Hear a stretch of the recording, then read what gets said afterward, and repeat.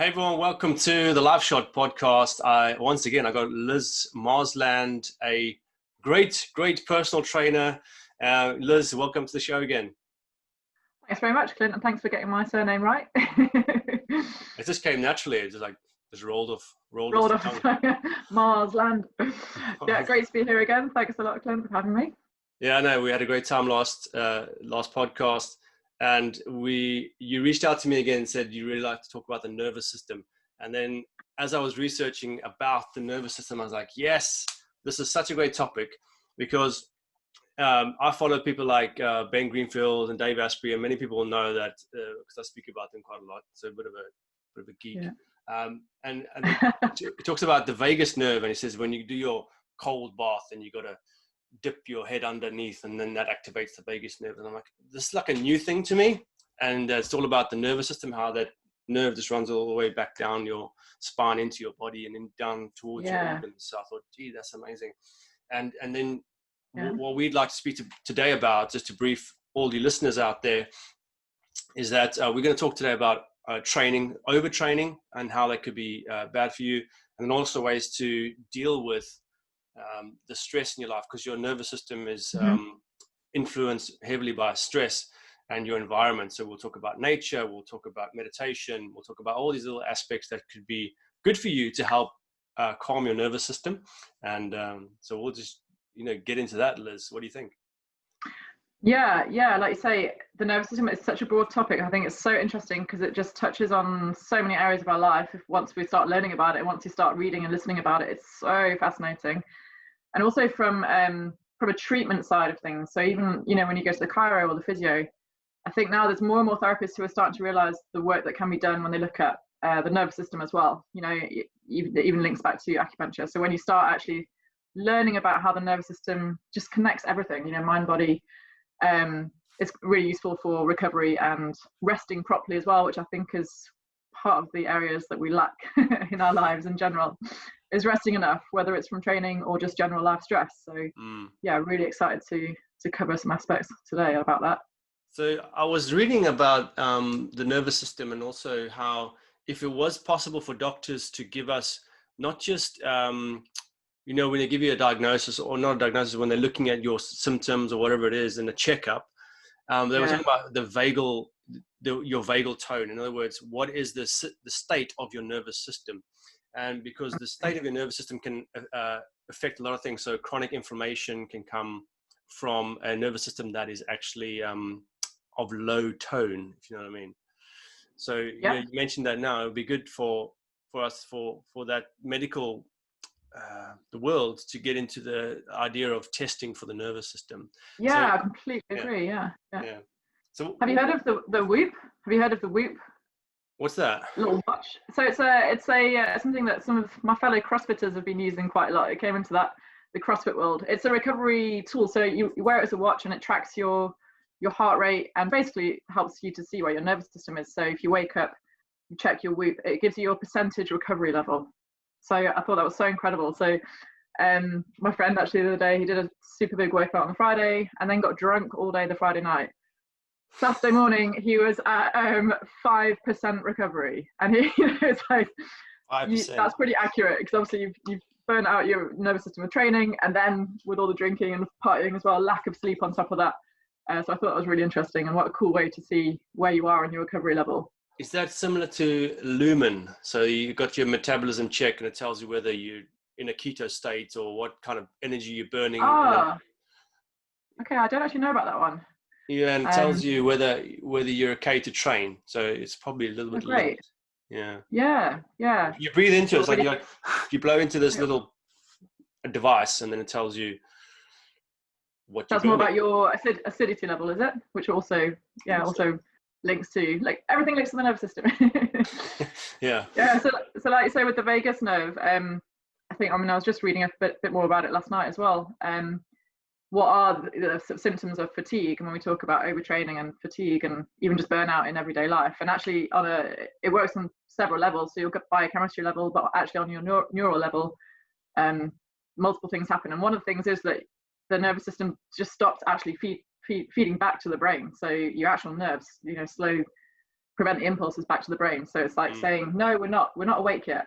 Like we're not ready to train again. And that's when you get like kind of, there's so many symptoms of it. But I just thought it was so interesting. The actual nervous system stops firing. It says your system saying no more. Yeah. What do you think is the dividing line? Maybe there's maybe the line is too gray.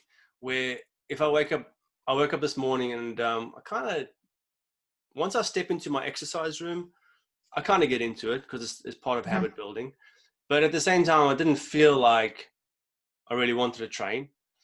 How much can we trust that feeling of, oh, I don't want to train, as it's saying to us, you shouldn't be training? Or, is it, I'm just being lazy? So what's that? What do you think it is? Yeah, I hear what you're saying. So I have had that quite a bit myself. I've had burnout before. Have you had burnout before? Do you know? I don't think I have well, maybe to some degree, because I remember having, what's that thing with, not chickenpox, where it comes back again? And my body was like totally depleted. Oh, I don't know. Measles? Flu? It's not. It's like chronic. No. I can't think of the word, but old people get it sometimes. But anyway, I remember I was surfing I was surfing every day and working out hard, cycling, and I think my body was just like, hey, take it easy. So I probably had burnout once or twice. Yeah. So I think like if you have true burnout, and like say if you it's a bit different than just feeling a bit lazy, because often that's just mentally feeling a bit demotivated and sluggish. So there's two things I think that are key to look at. So with the athletes, they're usually super motivated. They've got their goals, they've got their coach, they've got their competition that they want to go for. So adrenaline will get them through. They might have aching joints, they might have fatigue, they might be kind of short of breath, not sleeping well, but the adrenaline and the stress that they put on themselves will get them through and take them through the training as a short-term thing. And then later, again, it's a bit of a spiral. So you've got to have someone around that really knows to see the symptoms within that person, I think, because I think it can be a vicious cycle within yourself. You're just going to keep pressuring yourself. That's where burnout really happens for athletes. And also I think it's the same with stressed out humans, isn't it? You just keep going with adrenaline. So unless you're doing something regular where you're sitting with yourself and learning how to access the vagus nerve, like you say, through breathing, and learning what that feels like to actually feel relaxed and to actually recover, you probably just don't even know the difference because you're just so used to being in this fight or flight kind of zone.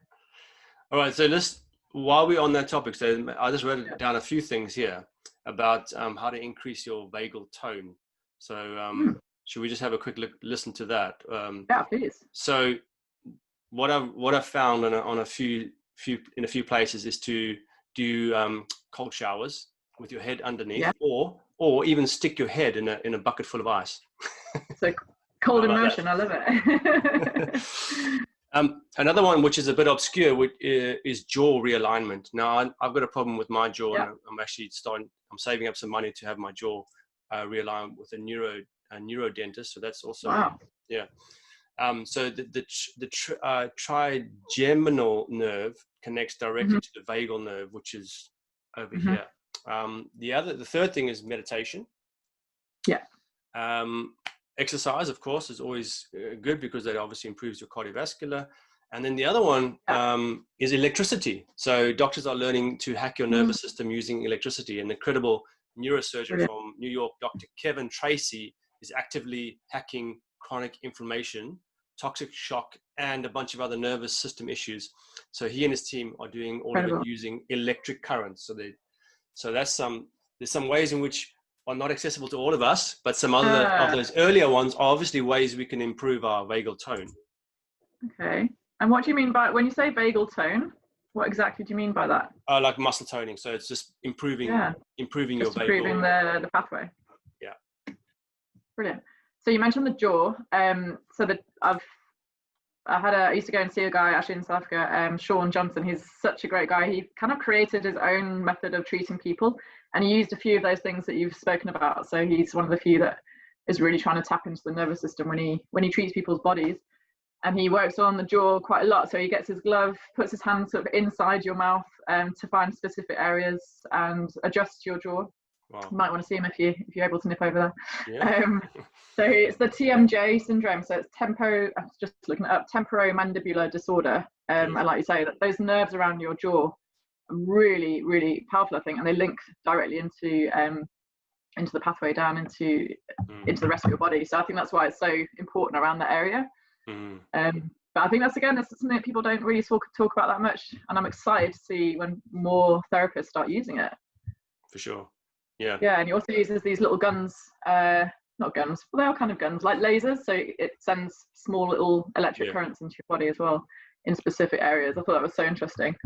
When I go and see him, it's so funny. I literally trust him like completely. So whatever new tool he's got, whatever new thing he's learned, I'm like, yeah, just do it. Just do it. It feels great afterwards. I'm the guinea pig. Go for it. Definitely. So we've mentioned those things now. So that's how you can improve your vagal tone, which is the vagal response, or its health. So you've mentioned some other things offline, which were getting into nature and meditation. So let's say we're working hard.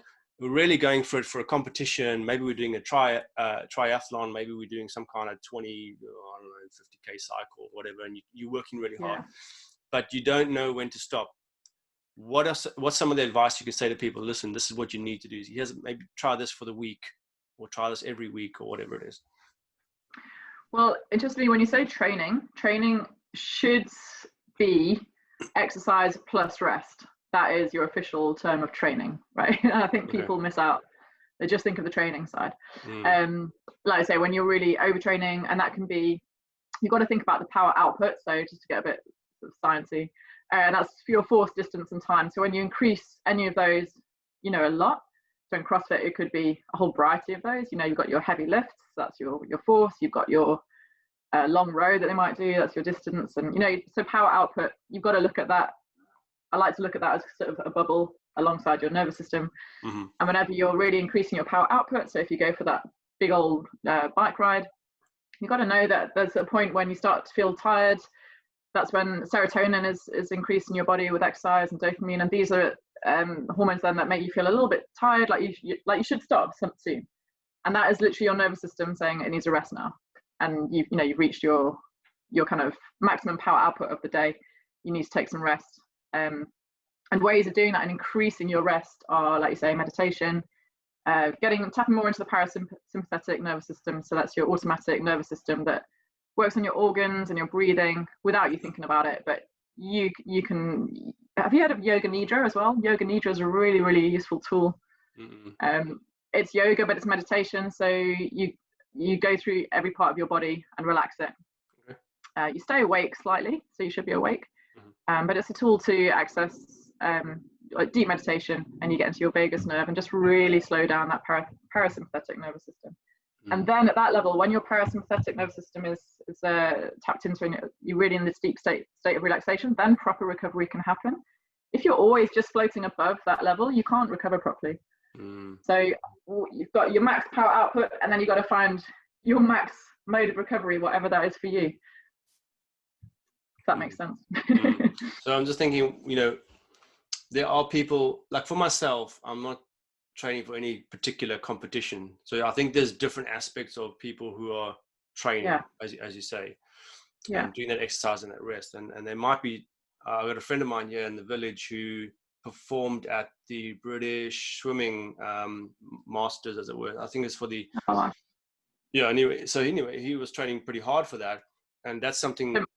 Masters, so he's what age? Yeah, he was, it was 30. Over 30, over 40? Over 30, 35, I think he was, somewhere around there. Yeah. So he did say he didn't come stone last, so he was happy about that. But then you get people like myself who are not training for anything particular. I do have some goals. I want to do the planche, hopefully in 2020, which is. I saw you doing an amazing. Like a handstand. Arm stand into a handstand. That was great. Well done. Yeah, thank you. And I'm practicing some other hand balances, like I don't even know what they're called. Got weird names, haven't they? So that's me. I'm just doing some hand balances. I want to do the planche.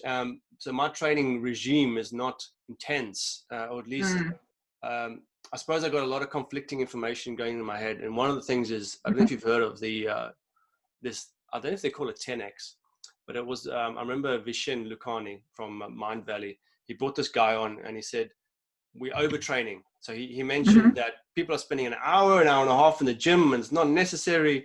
And all you really need is 15 minutes. And you can even do 15 minutes once a week. And I'm like, geez, that's really intense. But I don't know if you've heard of this process. It's, I actually found it quite good though, because it works a bit with isometrics. So let's say you're doing a push-up. You don't actually do the push-up like 10 repetitions times 4 sets. Rather, you do a push-up where you do it for 1.5 minutes. Well, actually, the whole thing is that you might be doing weights. So let's say you're doing a bench press. So you do 70% of what your maximum is. So 70% of what your maximum weight is, and you do it for 1.5 minutes. That's it. You don't have to do 10 repetitions, 4 sets. You just do it for 1.5 minutes, 70%. And you do 5 exercises. You do one for your back, one for your legs, one for your chest, one for your shoulders, and blah, blah, blah. So that's what's going on in my head when I'm thinking, am I training hard enough? And I'm thinking, you know what? Okay. I've done enough.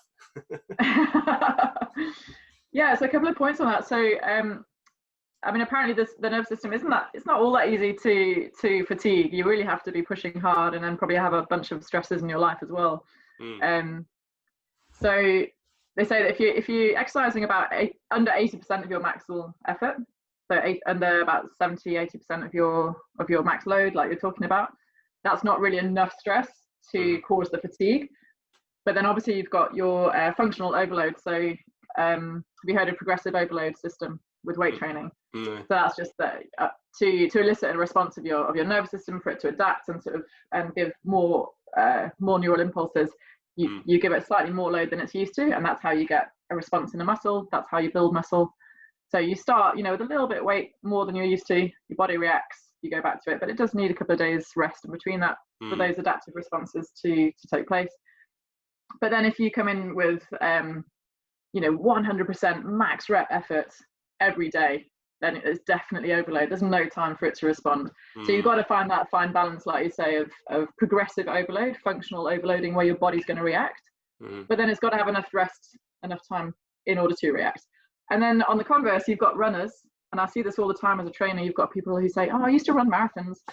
In the first month or 2 months, I get a great response. I'd lose weight, I'd get fitter, and then they plateau. And sometimes you can see casual marathon runners, if I can call it that, who run loads of distance but at the same pace all the time, and they're a bit fat, like they're a little bit overweight. And am I allowed to say that? They're carrying a bit of weight. It's done now. And they don't know how to get rid of it, and they're a bit confused because they do all this exercise, but the thing is, the body's now plateaued. It doesn't need to. It can do that. It knows it can do that now. So it doesn't need to elicit. So it's not been stressed enough to say, hey, you got to go to the next level. Exactly. Yeah. So then that's when runners and endurance athletes realize if they include some strength training within their program as well, and push their body in different ways, then they'll get these other responses and become stronger, lose weight. You get different hormonal responses. You get more testosterone. And then so it's all a balance, like you're saying. There's a fine balance. It's hormones, biochemistry. For you, you're doing lots of isometrics, so training, so you're holding contraction for quite a long time, which is a stressor in itself. But without those other stresses and without those other ways of training, you wouldn't be able to then probably hop into a marathon scenario. Or maybe you could, because you're very lean. And you're South African, so or Zimbabwean, so it's just in your genes. No, I mean, well, one thing which is quite funny, like in South Africa, we tend to not walk around as much. I think when I moved to England, I was like, gee, we did a lot of walking around here, That's true. And in South Africa, you did a lot of driving around in a car, unless you're actually physically doing something like a sport, And, and then I hated running. I never used to like running. And the most cardiovascular thing that I would have done was surfing, which really gets your heart pumping. Your arms that's pumping, hard. And that's when I used to feel it after a surf of like 3 hours. Wow. I would feel that fatigue where you mentioned earlier, where you've kind of hit that limit of your output for the day, and I'd come back and I'd be like, gotta have a sleep, And that would be me. And then I moved to England and stopped surfing, unfortunately. I really want to move to the coast, but anyway, another topic. Yeah. And started playing touch rugby.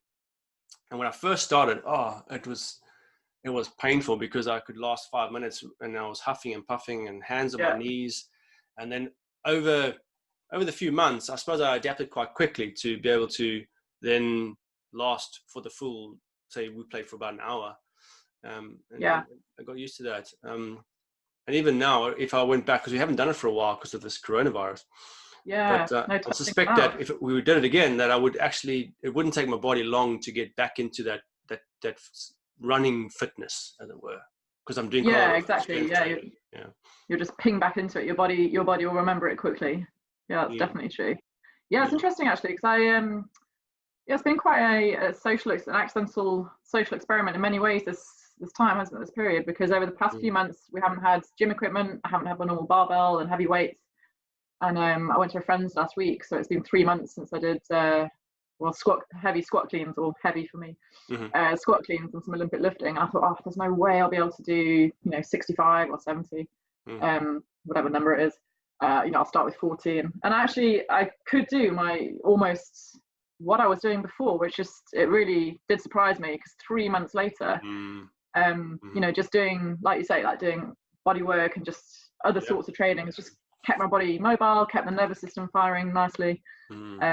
It wasn't such a shock, but what I did feel was much more fatigue for about 3 or 4 days afterwards, which obviously that's the difference, because my body wasn't used to it. And the nervous system took a bit of a shocker.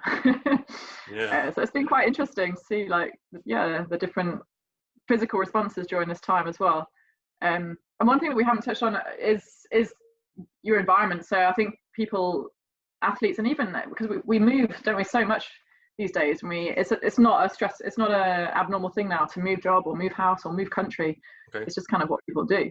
But that's, again, the same guy told me, you've got to think about everything that's happening in your life. So have you just had a relationship change or move? That stuff affects you on an emotional and subconscious level for a long time. So you can't expect to have your top athletic performance during those periods as well. And I was like, actually, it's so obvious, but why didn't I think about that before? It's just another stressor to your nervous system, and it's really interesting to think about that as well. So we got emotional. So what I'm hearing you saying is you got an emotional stress, which would be, let's say, some weight on top of your nervous system, and then you've got your exercising, which is another weight on top of your nervous system, and so at some point it's going to be depleted.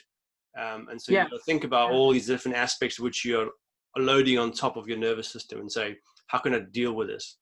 So we all got our responsibilities, right? So we got some people have got kids, you got to send them to school. Some people have got high pressure jobs. Some people have got their own businesses like yourself, and you have to make ends meet. So you've got all these. Everyone's got their stresses and their responsibilities, and everyone wants to keep fit. Well, most people want to keep fit, right? and depending on how we do it. So how do we deal with, I suppose, without the measurements? So let's say I'd love to have one of these devices where I could say, all right, I can measure this and I know when I'm ready for that. So I got my Oura ring and everything's kind of handed to me. Definitely. But what if you don't have any of that stuff? So now going back to where we were, because we were talking about meditation, how you relax part of your body. But let's talk about somebody like yourself. Okay, so what do you do, Liz, that because you train quite hard and you're running your own business? What are some of those weekly things that you do just to let go, just to have fun, just to relax? What do you do?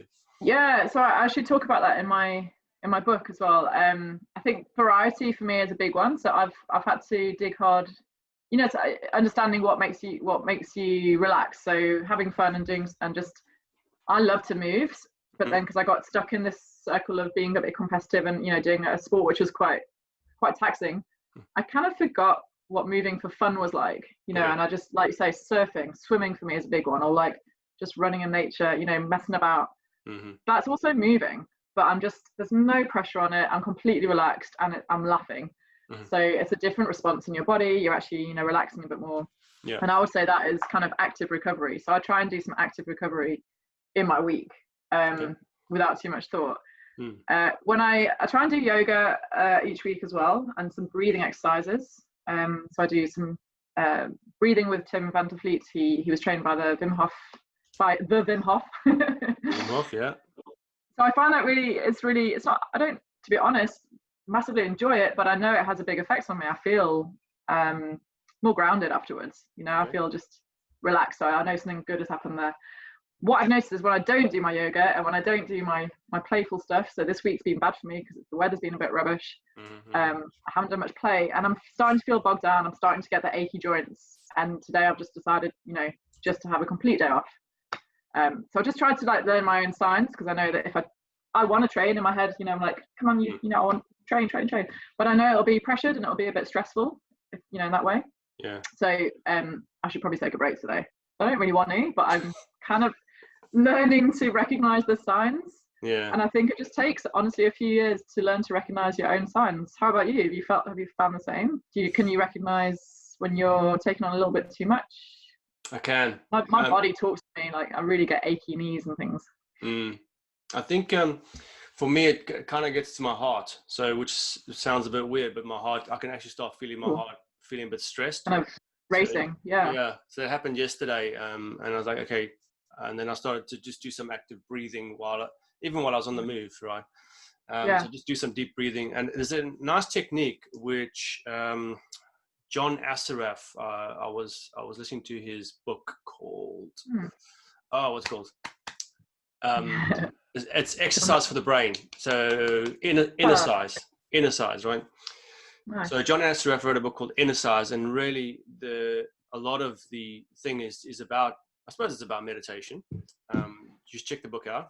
And the first thing he says that whenever you're going to get into any kind of, let's say you want to de-stress. So let's just talk about reducing stress right now. He says, what you do is you breathe in through as if you were, so you breathe in through the nose and then out through the mouth, just as if you were blowing through a straw. So it's, that extra long, like that, right? And you do it 6 times, and he calls it calming the circuits. So, and along with this, you can say, I breathe in calm, I breathe out stress, whatever mantra you want to do. Nice. So I find that doing that kind of just 6 breaths like that. So you just deeply in through the nose and calmly out through the mouth, and at the same time just saying, I'm breathing in calm and breathing out stress. And you can do it anytime during the workday. You can do it when I love that. Feeling particularly stressed. So I do that with my massage clients. If there's an area, sometimes people don't relax when they have massage, and I make them do that breathing with me and really focus on lengthening out that exhale.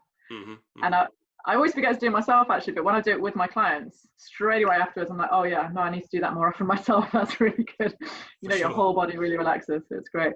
So and I do belly breathing, similar to you. If I'm active, if I'm feeling stressed but I'm with clients and I know I can't really take a break actually, but I just I try and breathe into my belly as low as possible and really expand it as much as possible, and that seems to calm me down as well. It's these little life hacks, isn't it? On the go tips. I remember interviewing John Nicholson on the LifeShot many months ago, and he said to me, it was off camera, and I was sitting there in his gym in Cambridge, and he said to me, okay, doing a little experiment here. So he said, breathe into your chest, so high into your chest, and then put your arms out like this. And then he said, okay, now try and stop me from moving. So he put pressure on my arm to push it this way, and I had all my air up here, and he could do it quite easily. And then he said, okay, now breathe into your diaphragm here, and hold that and squeeze it, and then put your arms out, and then go like that. And then it was much harder for him to push my arms when all my air was right here in the core. So I just thought that was quite an interesting little experiment. That's awesome. Love things like that. Another tip that I got, actually I'm just with a kinesiologist that I worked with a few years ago. She works with children a lot with anxiety, and she says, breathe in. You know, if you feel like sometimes you've overloaded with thoughts and other people's crap, you know, and the stress of the day, you breathe it all in, and then you tighten every muscle in your body whilst thinking about all that stress. And then when you can't anymore, you just let it all out and just imagine that it all exploding away from you. Do that 3 times, and again, it's magic. That's just really good. Making your whole system hyper aware of it, and then letting it go. Letting it go. That's similar to I breathe in calm and I breathe out the stress. Now, Yeah. in the show notes here, I'm going to put down I'm going to list some of these things. I just want to mention one of these to reduce stress is to have fun. And Liz, you've mentioned that before by having some active movement, whatever it may be. And we were chatting yesterday via email, and I sent you that link to that YouTube about that guy saying we're making life too complicated. So I'll put that down in the show notes as well. And I wanted to mention just 3 other things. So brain heart coherence by the Heart Math Institute. You might have done that before. I'll also put a link to a little video there. It's really simple. So you just breathe. You just consciously breathe the air through as you close your eyes, breathe the air through your heart and then out through your heart again, as if the air was moving through the heart and then moving down, slowing your breath down. Yeah. And then thinking about things of love, grace, gratitude, whatever it is during that. And it can take you 2 minutes, easy as that. Number 3 is meditation. And there's just so many forms of meditation. And number 4, and it goes back to breathing, of reducing stress. There's so many different ways. You get the 5-5-7 breath. So that's breathing in up 5, holding for 5, and breathing out for 7. And I saw another one, the 4-4-6-2, which is very similar. So it's breathing in for 4, holding for 4, breathing out for 6, and then holding it down the bottom for 2. So I don't think it really matters exactly if it's like pinpoint. I just think it's a matter of having that kind of like circular breath, sometimes coherent breathing. And I think the counting just helps you focus, doesn't it? It's just something for your brain to focus on as well. So you're not thinking about lots of other things, which is really useful. Yeah. It's interesting as well. I have another little note for myself here to note is when you were talking about if you're just lazy or not, or if you're going to go into training, if you're just feeling lazy, or your own perception is actually, it has a big effect on how stressed you feel as well. And obviously meditation and if you're feeling calmer in general, then your perception on anything that you do will be calmer, and it's actually, that will create less stress on the nervous system. So isn't it so interesting how integral it is, just how you think about something that you do is going to influence your nervous system or not, I thought that was so interesting. Is that becoming more aware of your body so that you can respond, your perspective or your intuition maybe is increased? So like, I know if I do this, that's going to happen type thing. Is that what you were trying to allude to, or is it not? Well, I was thinking more about kind of training and how you go about your day as well. So if I go to do a workout now and I'm just feeling stressed and I'm thinking, oh, you know what, it's just going to be really difficult. And as I'm doing it, I'm like, yes, this is really difficult. And you're affirming that to yourself. It's going to have a bigger stressor effect on your nervous system because your brain's telling your body that. But if you go in and to the same workout on another day and you feel more, joyful and calm, and you're like, oh, this is going to be a breeze, I think I can do that. You'll literally just send a message to your body that isn't, that doesn't give it that much stress. Okay. So yeah, it's just what you believe. I like that. Yeah. So belief does actually influence your physiology. Scientific response. Yeah. So I'm reading a book, Mindset by Carol Dweck, I think her name is. You're doing very well with these authors. Well done. With remembering all their names. Well, yeah, because I was watching Tom Bilyeu, sorry. They call him Tom Bilyeu from Impact Theory, and he mentioned this book Mindset. And I liked one of the things he said, where he said, if you're not achieving what you want to achieve right now, it just means that you're lacking the skills. Doesn't mean that you lack talent, doesn't mean that you lack the physical ability. It just means that you just haven't built the skills up enough to do what you want to achieve. And so it's that growth mindset of saying, yes, I can do this. If I train hard enough, if I work at it hard enough, I can do it. So age aside and body makeup aside, people can do what they want to do. They just got to work hard enough. Yeah. I love that. I'm going to read that book, definitely, because I'm at that age, late 30s, when I'm starting to think, is it because I'm a bit old? But obviously, no, Liz, I need to read that book and give myself some positive affirmation and belief again. Yeah, for sure. My mum decided to learn saxophone at the age of 60, so I thought that was pretty cool. That is cool. Good representation of where your brain and body is just going to help you learn this new skill. It's quite a lot of coordination. So yeah. That's do good. anything. I follow these guys on Instagram called the Street Workout Army. So they're always doing some crazy stuff on high bars in parks. And I think really I've want to seen get them, a high yeah. bar outside my house here. And this guy interviewed a guy, he was 50 years old in the States. And he was doing two-fingered, what they call those chin-ups. So you're basically doing a pull-up, but you're going all the way up. Yeah. Yeah. With two fingers. Oh, so a muscle up all the way up. Yeah, muscle up, yeah. Oh, wow. He said he could do it with one finger, but he didn't want to do it that day. But I'm like, maybe he can, maybe he can't. But he was also doing like single finger push-ups. Brilliant. So 50 years old. You can do those. We can do those. We just need to put our mind to it. Yeah. That's my next challenge. I think that we kind of create ourselves some excuses sometimes about, either it be age or something else, where we kind of limit ourselves to our potential. And so just trying to get over that is it's a mind thing. There's a lot of we know that our mind can either hinder us or take us to new levels. But is it also a society thing? I mean, are we not feeling like society is telling us that we're not able to do things as well? I think that must be a bit of a subconscious belief in the background there. I think it definitely is. There's definitely a place for that, because if all of the culture is saying that, it's hard to break out of that thing. So even for women, for females, to be able to say, no, I don't care what society is saying, I can do this.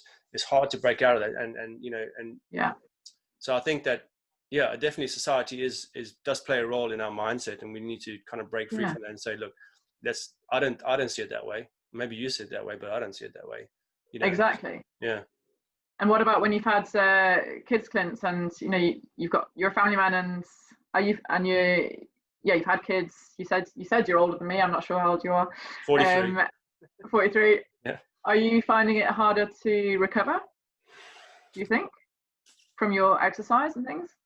Or is it can you even tell? Because I think so.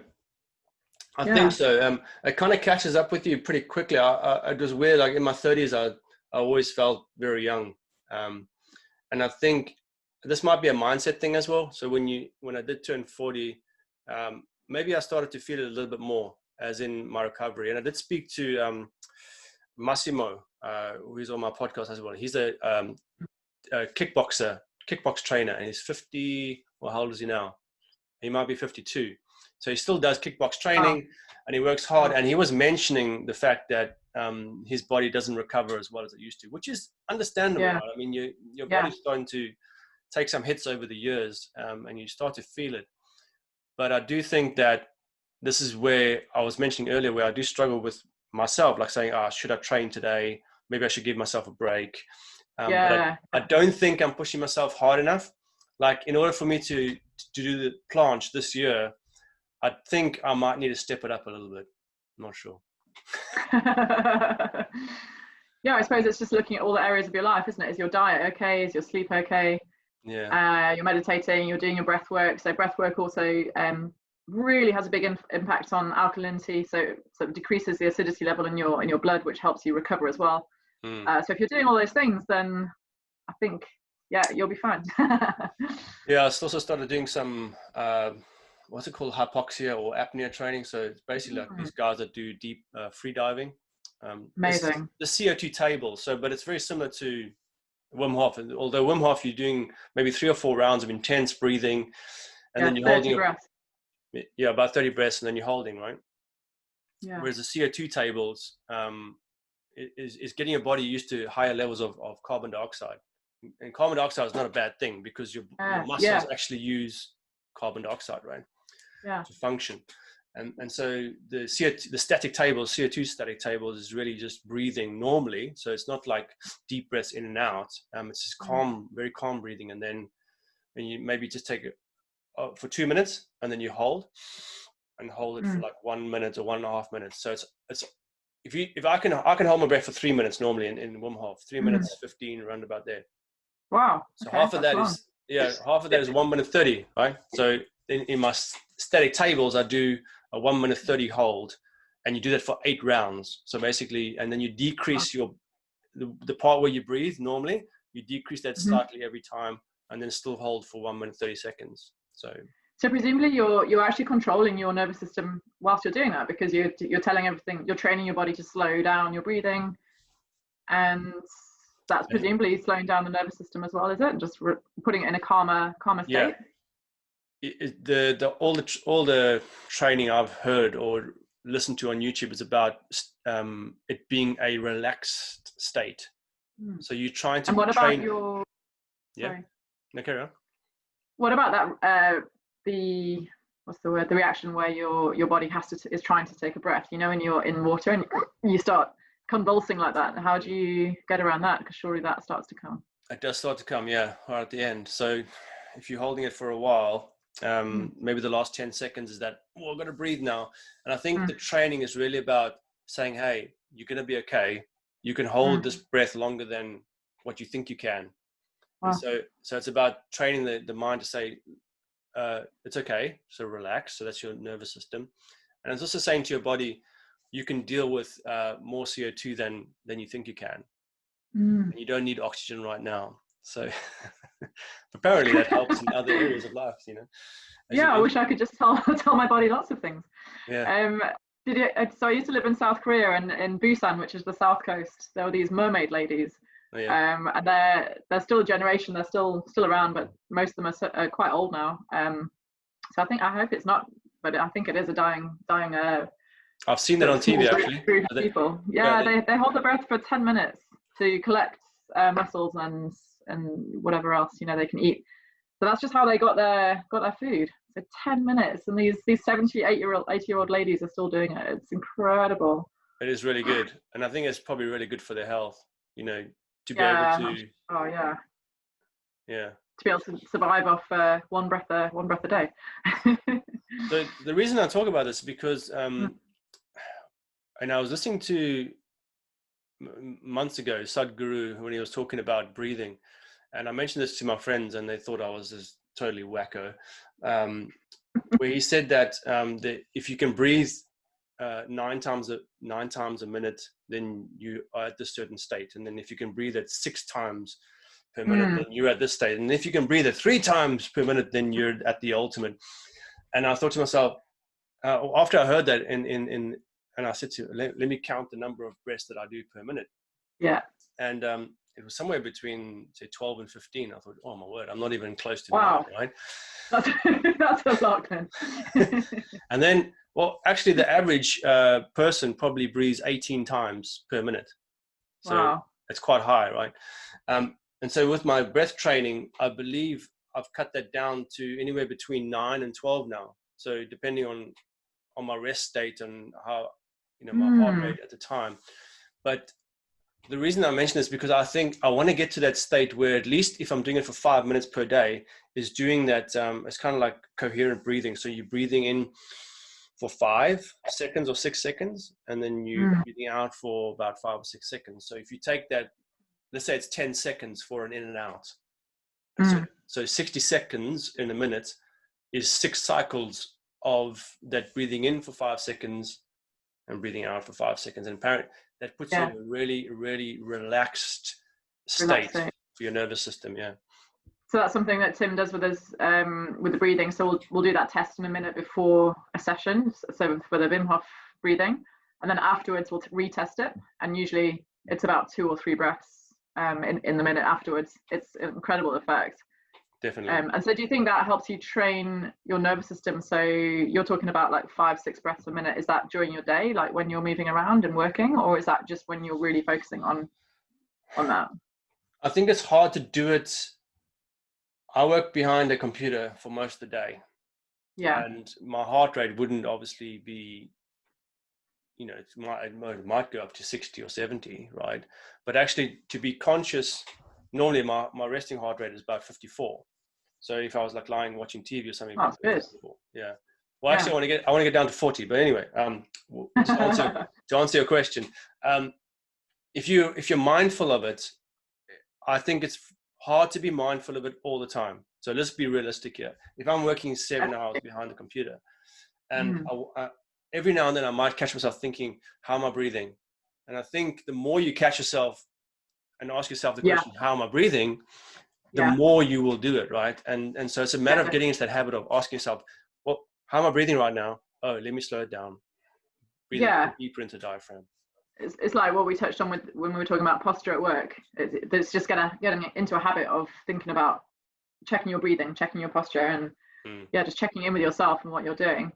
And what I find as well with the breathing is I'm really good at it with a long exhalation if I'm pursing my lips, like you said, and just through the lips. But if I'm just breathing through my nose, I find it incredibly hard to breathe out slowly. Do you? It just comes out there. So because what you could do, and I learned this from what's his name, Severinsen. I think Severinsen is his surname. I can't remember. Stig Severinsen. Stig Severinsen is the world free dive champion. Oh, right. Yeah. Wow. So he's got an online course on breathing as well. And I think if you try and when you're breathing out, you kind of restrict the air. So through your nasal passage, you're trying to just block it a little bit. So it makes a slight noise as it comes out. Then you find it's easier to elongate the exhale. I was just blaming on my big schnoz. Well, I also got a big one as well. So yeah. I'll try that. Well, it's interesting as well because part of overtraining and burnout is one of the symptoms is kind of higher resting heart rate and feeling short of breath.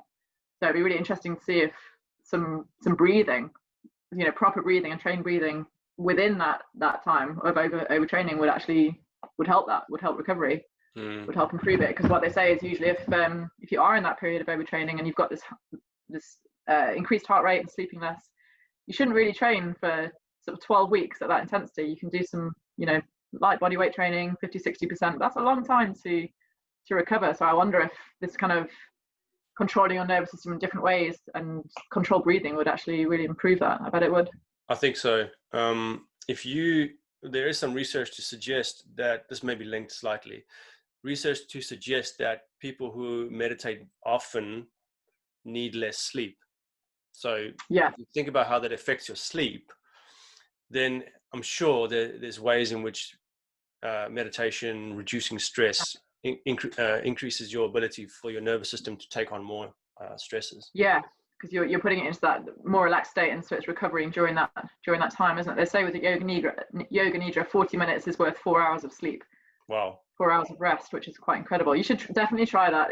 You feel like you're completely heavy. Yeah. You feel like you kind of want to tell your arms to move, but they won't. But you're still conscious and listening to the meditation. I'll send you a link. I'll put it, add it to your list. It's really, really interesting. Yeah. I'll put it in the show notes. So the other thing is, we're mentioning this now, and there is evidence as well to suggest that when you do slow your breathing down and you activate that parasympathetic response, that your body is going to heal itself. So that's quite a broad thing to say, body will heal itself. Obviously the nervous system is part of your body, and you're giving your whole system, pretty much your nervous system saying, hey, you can chill now, nothing's coming to get you, there's no lion going to bash through that door. Exactly. The adrenaline can go, the cortisol can go, and then other hormones can come in. So dopamine, serotonin comes in, and during that elevated time of the parasympathetic just coming in, your body's like, okay, now I can go and fix some things. So all these, maybe your mitochondria are going like, oh cool, now I can go and fix some of these cells and whatever it may be. Exactly. Yeah, so I think definitely that your body's ability to heal itself comes in that time of being activated in the parasympathetic.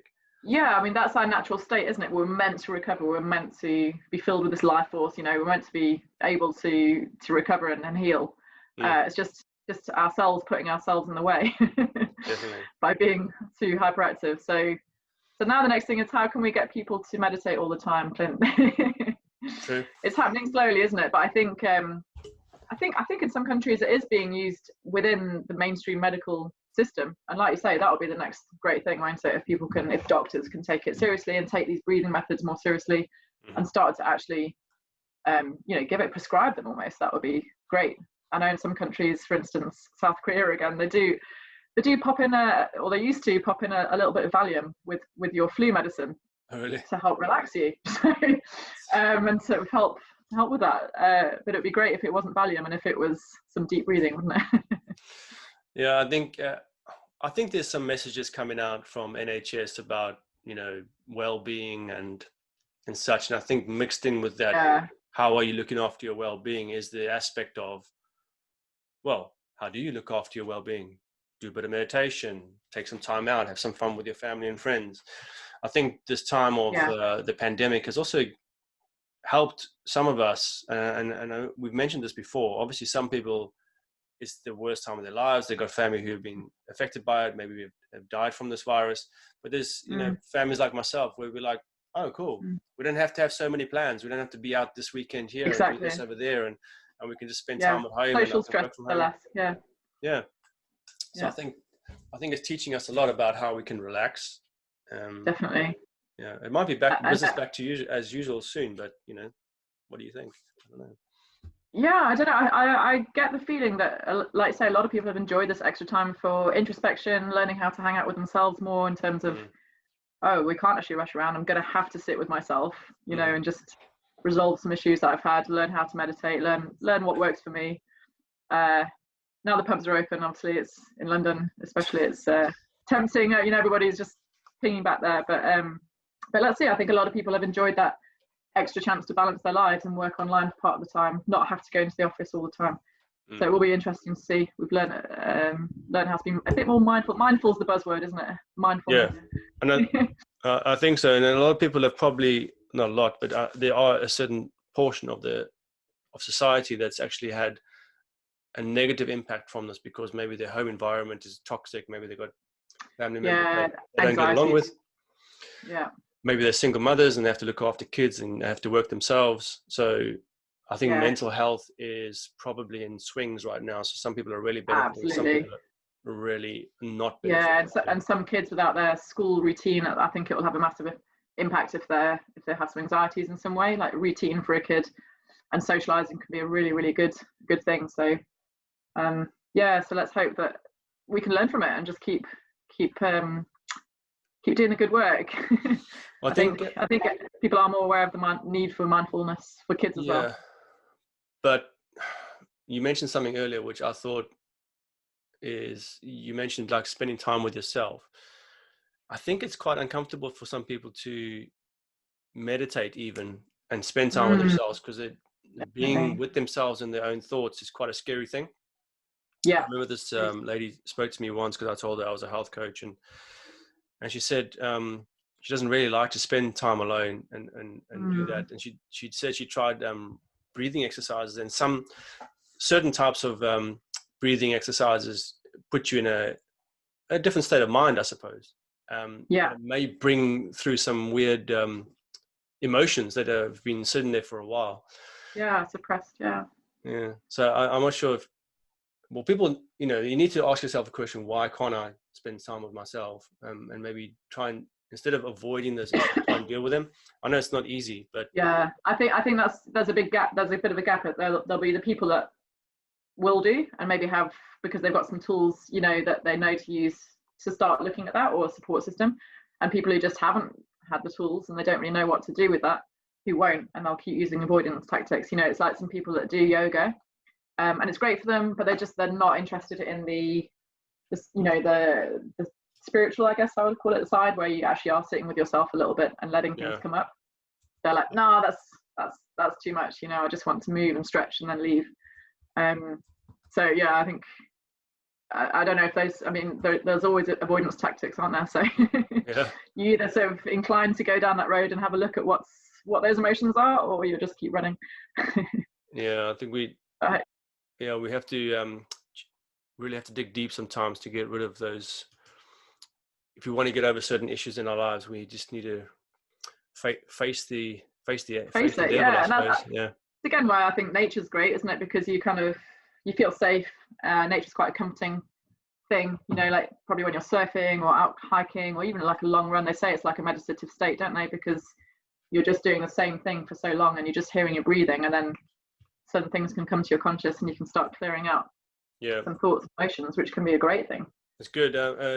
Brian Rose from London Real, he's got a little movie, a documentary movie on his website where he did a triathlon. So the first time he trained, it took him 3 months to train for it, so it was quite intense. Wow. And anyway, he said that during the process of training really hard, it really brought out some weird emotions in him that he hadn't dealt with in his past. So he was on drugs and he almost overdosed because he's obviously had some depression back in the day. And then he finally admitted that to his wife and to the world really about, his previous drug problems. And that all came about because he was training intensely. And I think during that intense training, sometimes those things can come out. Definitely. I've had a couple of training sessions by myself where I've been on the floor in tears at the end of it, and I don't even know why I'm pushing myself so much. Yeah, and then these things come up and you're like, why am I pushing myself so much? And then it's like, that's where the string of questions come. You're like, why am I doing this to myself? And then you kind of dig a bit deep and something comes up from your childhood or something. You're like, oh, okay, I actually have nothing to prove. It's okay. Yeah. I think when you take yourself to a bit of an extreme, things can come up, like you say, and then you're like, I don't think I want this habit anymore. Interesting how the brain works. Full of surprises. Full of surprises, yeah. So good stuff. Liz, I think we've covered a lot today on this, and for those listening about the nervous system and maybe hearing some new terms like the vagus nerve or something like that. Go and dip your head in a bucket full of ice at least. Try that and let us know your comments. How much did you dip your head in for, Clint? Well, I don't know. Maybe a few minutes. We're trying to get past the uncomfortable bit, aren't we? What's that? You have to go in there. Yeah, we're trying to get past the first bit of shock, aren't you? And you're trying to hold it in past the shock.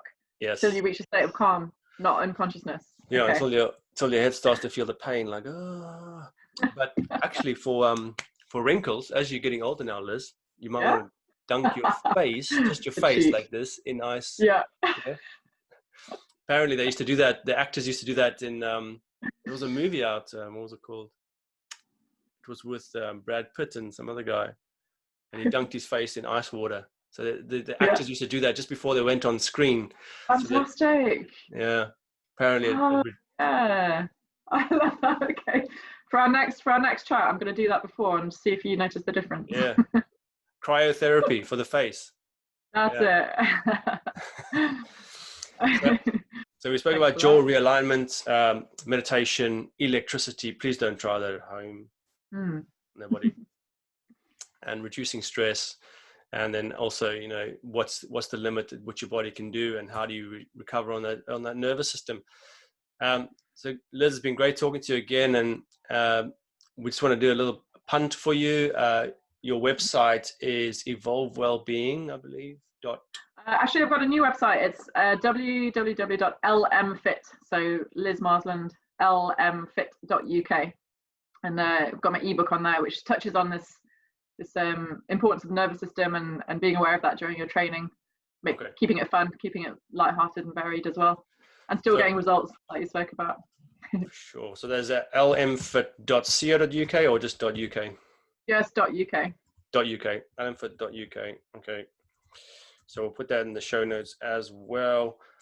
Thank and you. Liz, some of the services that you do provide, you do corporate well-being still? Is that part of your arsenal? Yeah, absolutely. Yeah, you can see it all on that page. So I've got corporate well-being. I educate on posture at work and how to stay well at work through movements and stretches and breathing and some of the things that we've spoken about today. Mm-hmm. And I also offer massage in companies. I do personal training and I do online training. You can pick up a 28-day program for home training if you're interested from my website as well. You don't need it, Clint, that's for sure. You've got your goals. My friend said to me the other day, "Oh, your arm's looking good. What are you doing?" I'm like, "Yeah. Just a few push-ups." Just holding a really long push-up in lots of different positions. Yeah. doing some hand balancing, just the regular stuff. Yeah, keep smashing it. Really impressive. Cool. Thanks, Liz, and much. I wish you all the best there with your new website, and hopefully we can push a bit of traffic your side. And thanks everyone for listening to the LifeShot podcast. It's been myself, Clint Grove, and Liz Marsland. Thank you very much. Yeah.